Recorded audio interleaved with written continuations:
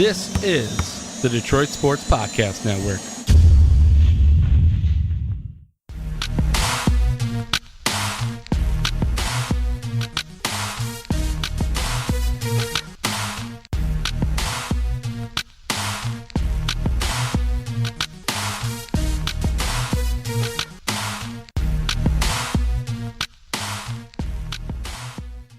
Hello 313, hello Michigan, and on today's episode we're saying hello to the entire Midwest as we cover a big time tournament.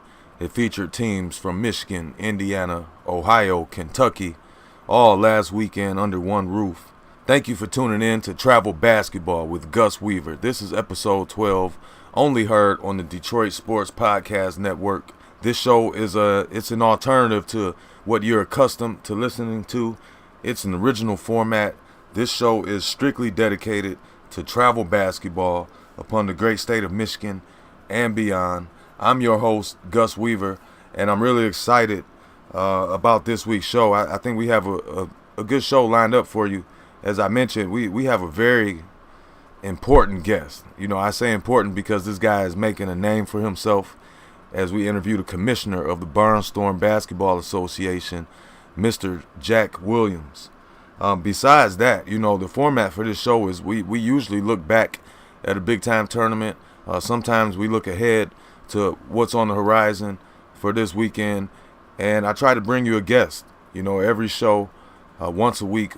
We're going on 3 months of doing this. I've been telling you guys the entire time we are slowly but surely building a dedicated audience for this program. We like to highlight teams. We like to highlight programs, players that aren't necessarily in the limelight, getting the national attention. You know, we just like to showcase some of the players, some of the coaches, some of the programs that are in the gym. You know, we see these guys doing work. We see these guys traveling. We see the parents putting miles on the vehicles. You know, parents are taking flights, putting kids on flights, all for travel basketball. And it's a beautiful thing, and it deserves to be talked about. And that's why we do this, to talk about specifically that. If you guys follow me on any social media, especially Twitter, Facebook, on Twitter, 313 Life Brand is the handle. You know, I'm always asking you guys to send me worthy shout-outs. If you got something going on, if you got a big camp coming up, or a tryout for a team, or even if you're on a hot winning streak, if you got a hot player, give me the info, and I'll get these guys a little recognition, a little exposure through this podcast platform. You know, like I mentioned, last weekend, big-time tournament was held in Florence, Kentucky, just across the bridge from Cincinnati. And Barnstorm Basketball Association hosted this tournament. You've heard me talk about the BBA on this show numerous times. You know, my 313 Hot Boys have been in 3 tournaments hosted by the BBA, and we haven't been disappointed yet. You never know what's the level of competition going to be like at the BBA. You know, just this past weekend, there was a national title winner at the BBA tournament. Kudos to BBA for bringing in those type of teams, along with the mid-level teams, along with some of the teams that's just getting started out. So, you know, there's a wide umbrella of talent at a BBA tournament. And, you know, if you guys have been listening at all, I've complimented the BBA in terms of making it family friendly, keeping it about the kids. They're on the cusp in terms of, you know, they have a 3-point shootout. They have all tournament teams. You know, there is a PA there. There's a trainer on site for every single game.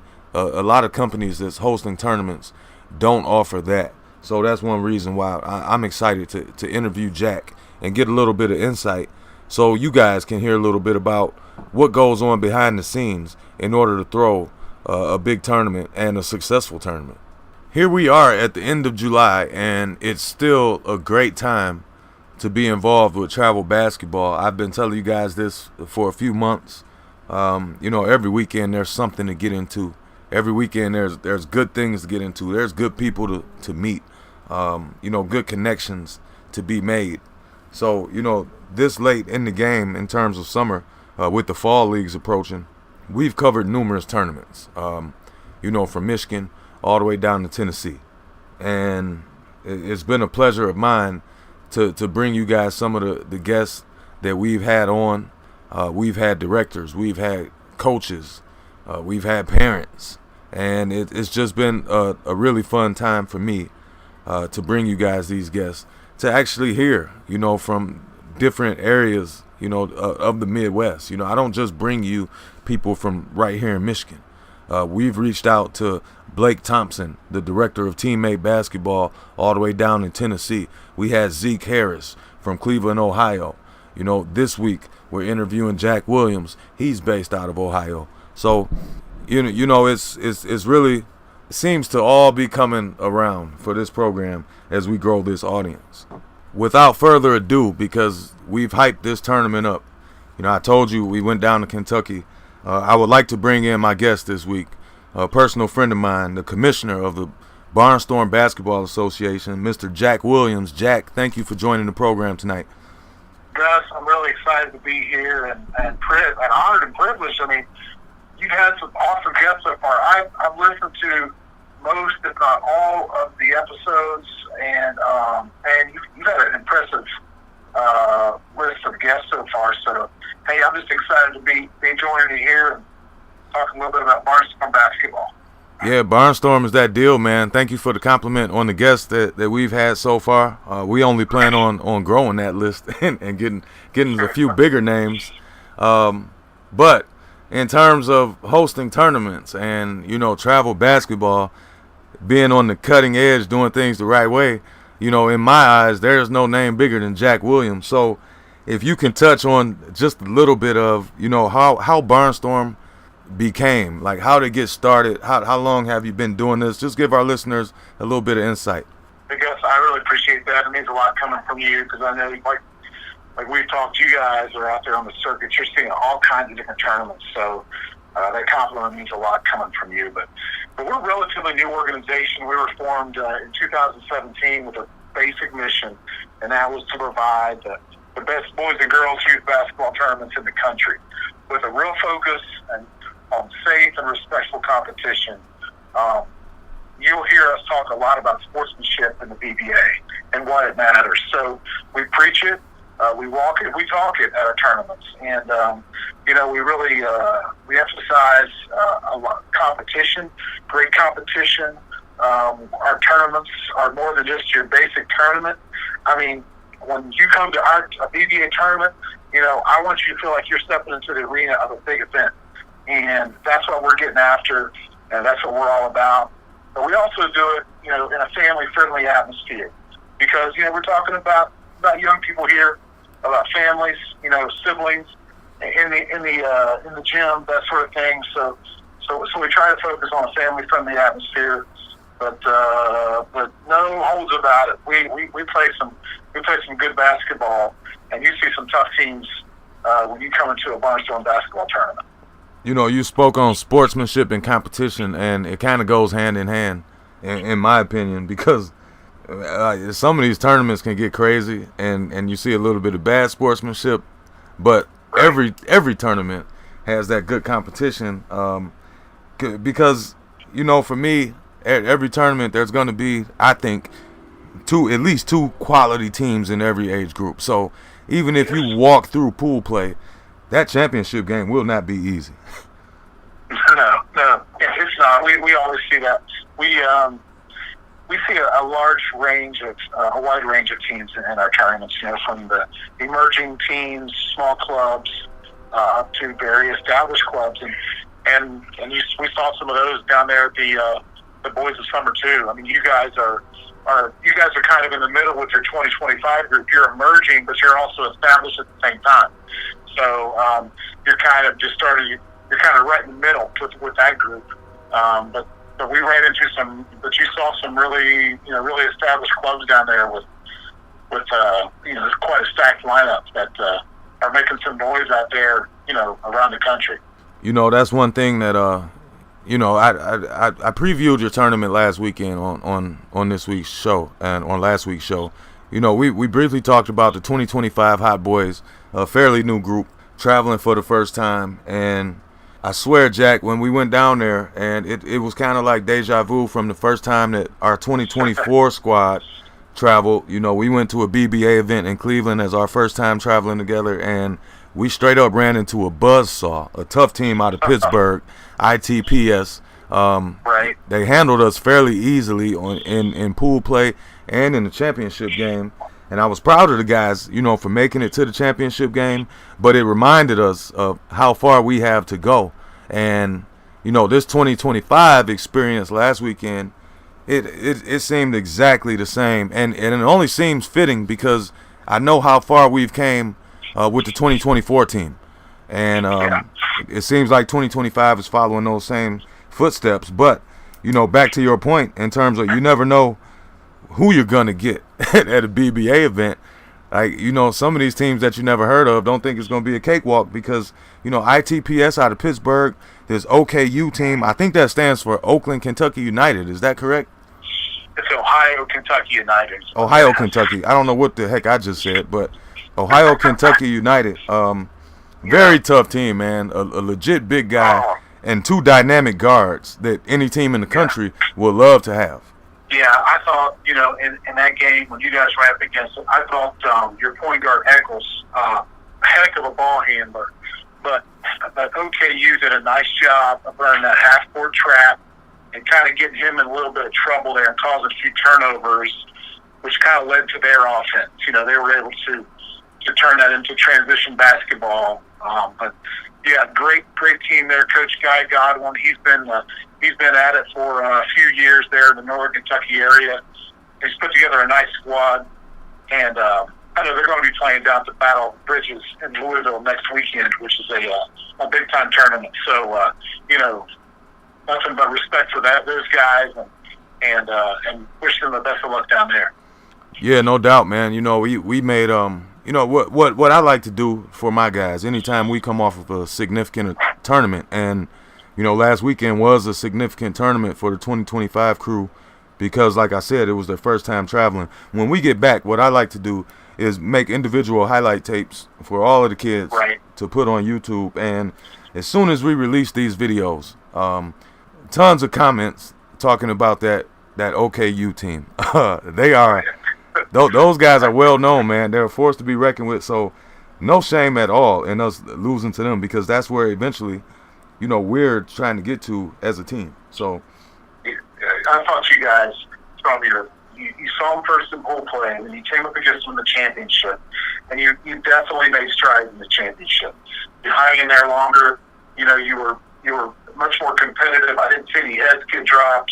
You know, when you got down a couple points. I mean, I thought you guys played really well, and I was really impressed with your 2025 squad. Thank you, man. We appreciate that as a group. And I know that the parents have fun. Obviously, we didn't come away with the first place trophy. We finished runners up, but we'll take that. And you know, the parents, the kids, everybody had a blast, like we always do at a BBA event. I got to ask you about this third and fourth grade. I believe third grade, the Grind Nation. Is that who won the third grade bracket? Grind Nation. Yep, that's the one who won it right there. Well, where are those guys from, Jack? Do you know? They're out of the Cincinnati, you know, that Cincinnati, Northern Kentucky area. And we were talking down there, one of the players on that Grind Nation team is actually the son of former New York Giants quarterback. His name was Jason. We talked about it down there. The quarterback from Kentucky. Yeah, Jared Lorenzen. Jared Lorenzen, yeah. Jared Lorenzen. His son played on Grind Nation. Good team. Really, you know, we haven't had a lot of luck this year bringing in the really young ones. So it's nice to get a third grade action in there, and fourth grade as well. So I'll tell you what, these kids at that age, they're really impressive. It's hard to believe that they're only 8, 9 years old. And as good as they are. Yeah, man, it's quite different from when I was growing up. We were playing like frozen tag and hide and seek. Like these kids actually got basketball skills. That's exactly right. A big shout out to Team XL. I believe they're out of Cincinnati. They won your fourth grade bracket, correct? They did. Yeah, they won over Kentucky Warriors, who actually were the number 1 seed coming in. Excel comes in as a 2 seed and gets just barely squeaks by a team IM Third Ice out of Lexington, Kentucky, goes into the championship and then really has no problem beating the Warriors. So Excel, the 4th grade team, has stepped up there out of Cincinnati. Hey man, that's why you play the games, because you never know, especially in pool play, man. Like sometimes you can kind of skate by, and bracket play is just a whole nother animal.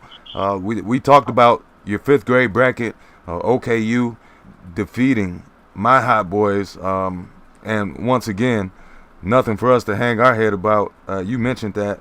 No hard feelings, man, because we feel like we're making strides. Fantastic OKU team. I really can't say enough about them. In your 6th grade division, a team that I was intrigued to see in person, Cincinnati Royals. It was an all Cincinnati Royals final for that 6th grade. Yeah, you're right. The Royals are one of the established AAU programs in Cincinnati.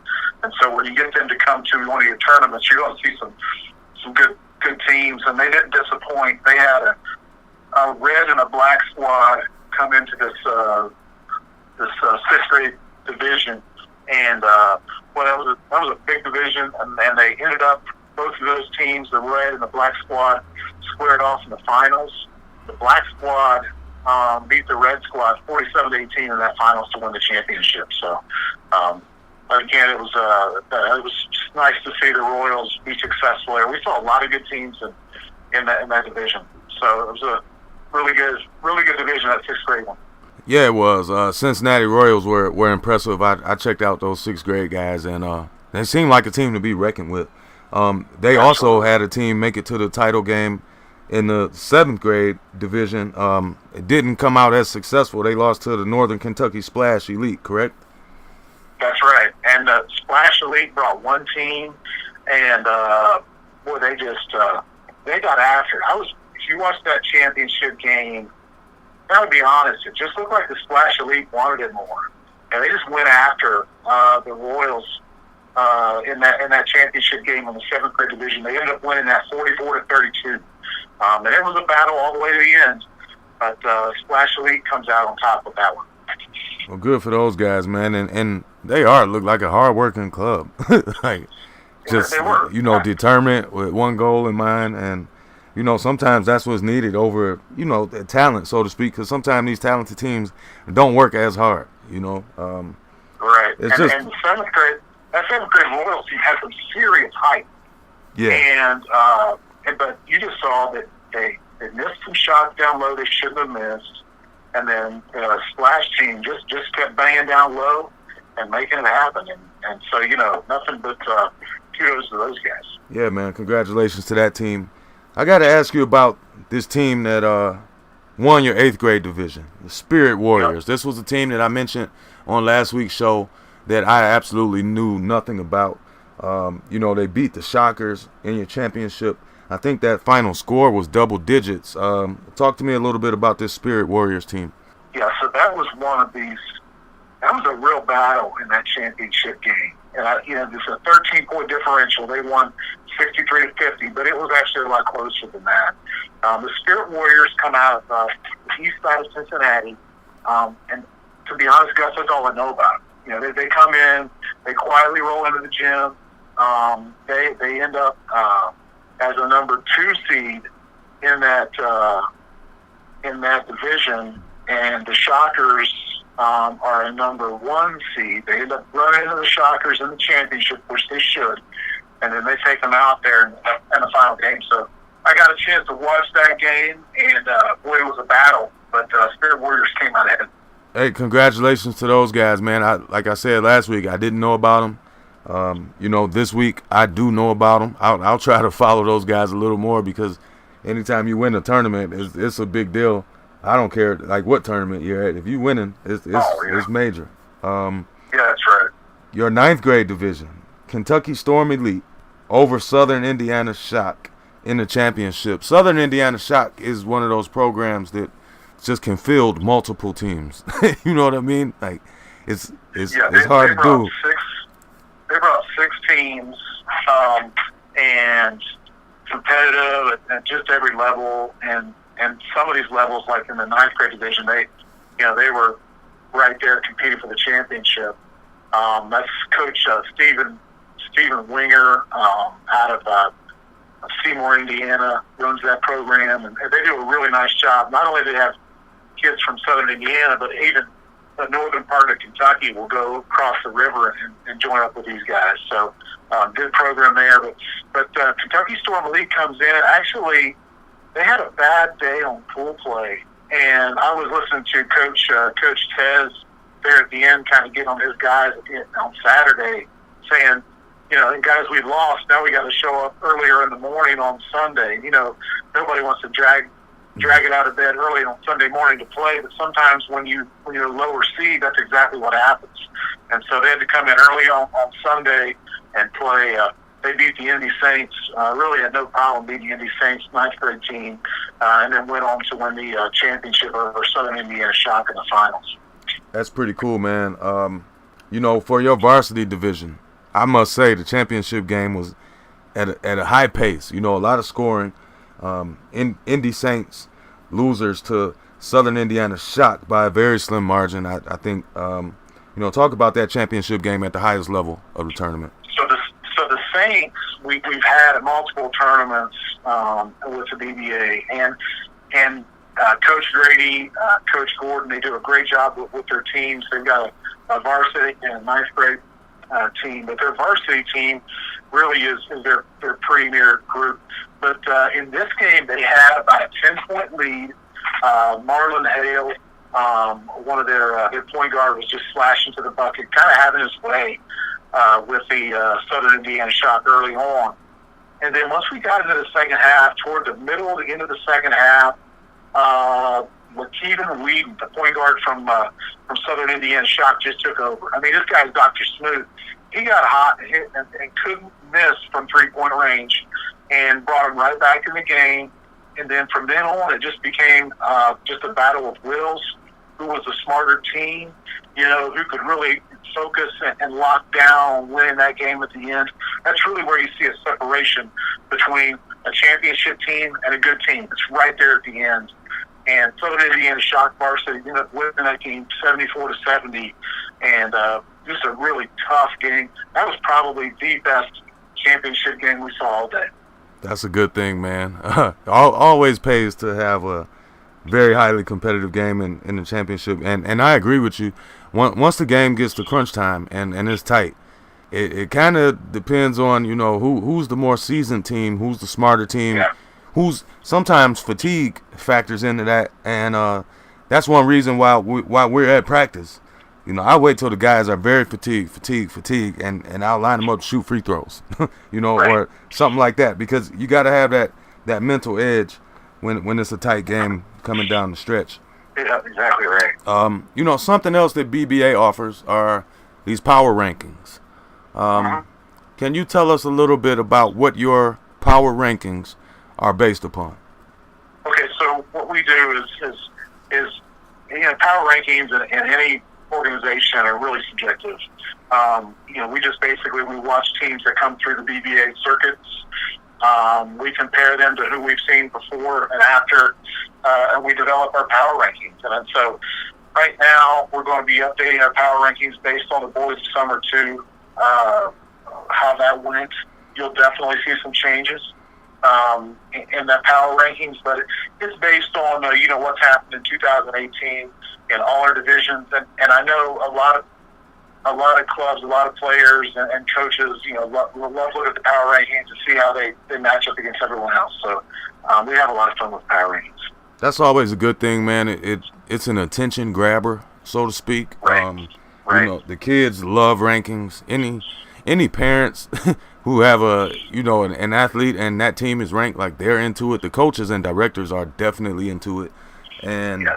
It's something that's constantly shared. Like, once those rankings come out, you'll see players doing snapshots and screenshots and sharing it on their social media. So it's a good way also to get that name out there, and I salute you for doing that. That's big time. It's all about fun with us from the Barnstorm Basketball Association, and we realize we're talking about young amateur athletes, but the way we run our organization is like any sort of a professional sports organization. That's exactly how we do it. And, we're very professional in everything that we do. We bring that attitude to the events. And I think it reflects in our product we put on the floor every single time. And also, I can say, you talk about fun and being professional. All of that's true. Something else that matters is, first timers, a first impression. So with us bringing our 2025 group down there, what that did is brought a whole nother group of parents, from up here to see the BBA. And when they got back home and you guys released this highlight video, a recap video, so to speak, of Boys of Summer 2, my parents love it up here. Give me a little bit of what you were thinking when you said, hey, we need this recap video. Yeah, so, again, we brought in, got a shout-out to my man Ben Spicer, who's brand new to the staff. We brought Ben in. He's a University of Louisville graduate. He's a media, sports marketing, sports information kind of a guy. He's really a specialist in that field. So we brought Ben in and to the BBA staff with the idea that we can improve our content on our website, on our social media outlets, through our mass emails and everything that we do. And one of the first things he did for us was put together this video, and absolutely, it's been amazing. We had hip-hop artist Eddie Bose reach out to us earlier before the tournament, gave us rights to use one of his hot tracks that just came out this spring. So we incorporated that with a lot of great highlights from pool play on Saturday, and yeah, it is awesome. It's fun to watch, and I know the kids can really enjoy seeing themselves. Yeah, no doubt, man. Kids love for videos. They really love it. Let me ask you this, man. BBA, are you guys finished hosting tournaments for this summer, or you got another one coming up, or what? So more or less, we wrapped up our core offerings for 2018. We're going to get kind of crank it down a little bit for the fall. We'll look at possibly doing something in the holidays. But 2019, spring and summer, really where we're going to be, coming back and hitting hard. For those of you that were with us in 2018 up in Cleveland at Garfield Heights High School, we're going to be back up there for the St. Patty's Shootout. We're going to be back in Bloomington, Indiana for the Hoosier Hoop Fest. Back there in the Cincinnati, Northern Kentucky area for the Tri-State Tip-Off. And speaking of tip-off, just for you folks up in the Detroit area, get ready. That's all I'm going to say. That's all you need to say. That's all you need to say. And beyond that, Gus, we're looking at some other opportunities. And for those of you out there in the travel basketball world, if you're interested in hosting a Barnstorm Basketball Association event or working out something with us, just get a hold of me. Jack Williams at barnstormbasketball.com. Like I've said before with the BBA, we're really growing fast. We're getting some amazing feedback out there. Our numbers keep going up, and right now it's nothing but possibilities for us and what we're doing. And we're looking to work with some great people out there. You talk about growth and the success of the BBA. Can you shout out the people behind the scenes that's actually making it happen, man? Like give those people some love right now in terms of that BBA staff. Absolutely. It's a team effort in a big way. First of all, shout out to Mindy Prim-Williams, my wife, and she's also our director of sports medicine. So at any tournament you're at, she's a certified athletic trainer with many years of experience all the way up to the professionals. Any tournament you're at, if she needs to tape an ankle, she can do that. She can do a quick evaluation. If you banged your knee into the floor, she can advise if you need to maybe go get an x-ray, or if it's just a matter of stretches, ice, heat, that sort of a thing. Really effective. Also, Zeke Harris, our director of youth outreach and development. Zeke is the man, and he's really our basketball expert. I'm more in the marketing, business, vision kind of a category. But when it comes to basketball, the X and O's of the game, and really understanding and that's Zeke, and we love Zeke, and Zeke came down to the boys this summer. Also want to shout out to Jackson Williams, my son, who's really proven his mettle as a tournament coordinator, and also want to give a shout out to Addie Smith, Geneva Williams, and we talked about Ben Spicer, also Bruce Knox, who's co-host of our own podcast, This Week in Barnstorm Basketball. So for those of you, if you're looking for more things to listen to, check us out on our podcast as well. Man, I must say, Bruce Knox definitely has a radio/podcast voice. Like he fits the bill, man. Yeah, that guy's a professional all the way through. Yes, and sir. We're really glad to have him on board. He is an old radio guy, and man, he knows how to bring it on the microphone. Yeah, man, that's quite clear. Because you guys provide a quality podcast. I enjoy listening to them. I share that with our parents anytime you guys are on, talking anything about our kids. I share that with our parents, and they love it. Great quality, great audio, great content, and great production. So kudos to you guys for your podcast. Yeah, appreciate it. We don't do them every week. It's called This Week in Barnstorm Basketball. It's not called Every Week in Barnstorm Basketball. Right. I get it, man. Couple things before I let you go, Jack, and it's been really good talking to you. Real quick, in your eyes, what does the move that LeBron James made going to LA Lakers, what does that do for the Cleveland community? What does that do for the LA Lakers organization? Yeah, man, you talk about $1 million question. Because I look at it one way. LeBron James is Cleveland basketball, and as a kind of a traditionalist, you love to see a guy stick it out at one place. Jordan is the Lakers. Jordan is the Bulls, and Magic is the Lakers, and you'd love to say LeBron is the Cavs, and I think he always will be. I think in a sense he always will be, but he's a young man. Let's think about it. He's a young man. He's still trying to prove something, and I don't think he was ready just to settle into retirement quite yet. So he's nothing but respect to the guy, and I can't blame him for making that call. Here I know here locally in the Ohio area, we're interested in the new look Cavs. Man, what are they going to be? Who knows? And it's kind of fun, and it's kind of fun in a sense, because they're kind of re-enjoying themselves. They're definitely not going to sell as many tickets. Ticket prices aren't going to be as high. It's definitely deflated the community somewhat. But I think the real basketball fans, they didn't lose them or anything like that. We're just looking forward to a new season and seeing what it's going to bring. It's going to be fun, that's for sure. Well, they got some very talented young guys down there in the Cavs organization, so I'm not really worried about the state of the organization. It seems like, they got the proper people in place to bounce back. And it's not the first time that they've lost LeBron. So, Yeah. Other than that, like you said, I can't blame the guy for making the move he made. I think it's more of a family/life decision than a basketball decision. But who am I, like on the outside looking in, to say anything critical about LeBron James? We talk about a guy that's never been in trouble with the spotlight on him ever since he was a teenager. And, you really don't have a bad word to say about the guy. So Yeah, his legacy is just amazing. That's for sure. Yeah, and it's only it's still getting better. Like, he's not finished yet. Like you said, he's still trying to prove a little bit. Did you see the cover? Did you see the cover of Sports Illustrated? I did not. Oh man, you gotta check that out. It's got like LeBron. You see LeBron's back, and looking at him are all the old Lakers. Like Kareem, Wilt Chamberlain, Jerry West, Magic, Kobe.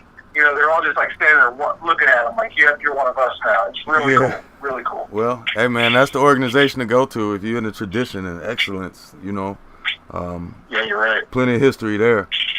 Before I let you go, Jack, please give our listeners the pertinent information. I know you gave out your email address, but where can they follow Barnstorm Basketball on social media? Okay. Yeah, check us out. We're on Facebook. Just look under Barnstorm Basketball Association. Instagram at Barnstorm Basketball, Twitter at Barnstorm B-Ball. We're on iTunes and Stitcher for you podcast listeners out there if you want to subscribe to our podcast. And then also check out our website, barnstormbasketball.com. We put a lot of great content there on our website. That's how we, if you want to sign up for one of our tournaments or learn more, you can go right to our website and do that. Please check them out, people. The commissioner from Barnstorm Basketball Association, Jack Williams, host of great tournaments, and they've got something really special going on. And to know that they've only been around since 2017 is that's excellence in my opinion. Jack, thank you again for being on, man. I really enjoyed talking to you. Just love talking to you, man. We'll catch you down the road real soon. Yes, sir. Always a pleasure to talk with my friend Jack Williams, Commissioner BBA. Shout out to Zeke Harris, Youth Outreach Developer for the BBA. Good thing they got going on. So that was a recap from last weekend's Boys of Summer 2. We're already looking forward to Boys of Summer 3. The 313 Hot Boys will be in attendance. And that will bring us to the shout-out portion. One of my favorite times of each and every week. And this shout-out goes specifically to 3 young men, 6th graders, going into the 7th grade, all from the state of Michigan, on flights very early today, going to San Diego, California, to, be involved in the Phenom Camp. Those 3 kids, Luke Westerdale, Donnie Watts, Sherrod Barnes, we're wishing you guys the best of luck. Go out to San Diego, make a name for yourself, bring back some hardware back to the state of Michigan. I'm Gus Weaver, and you just listened to episode 12 on Detroit Sports Podcast Network, Travel Basketball with Gus Weaver.